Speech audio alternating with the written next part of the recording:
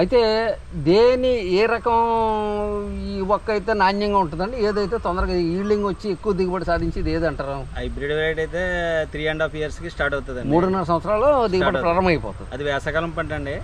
అది ఎక్కువగా మన ఔషధాలకినండి, తినడానికి, తర్వాత కోళ్ళు మేతకి దానికి పనిచేస్తుంది.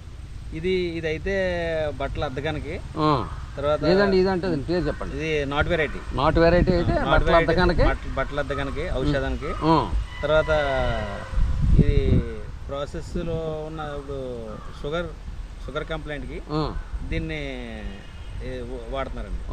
మెడిసిన్ తయారు చేస్తున్నారు. ఓకే అండి. అయితే అండి ఇప్పుడు ఏ వెరైటీ ఒక్కకైతే మార్కెట్లో డిమాండ్ ఎక్కువ ఉందంటారు? అన్ని ఒక్కలకే డిమాండ్ ఉంది. అన్నిటికీ సమానమైన డిమాండ్ ఉంది. ఇక్కడ పంట సరిపోకండి ఇతర దేశాల నుంచి తెచ్చుకుంటున్నాం. ఇతర దేశాల నుంచి తీసుకొస్తున్నారు. అయితే మన 30% మన ఉభయ గోదావరి జిల్లాలో ఈ ఒక్క తోటలు అయితే బాగా నాటారు కానీ అంత ఇంకా దిగుబడిలో పడలేదండి.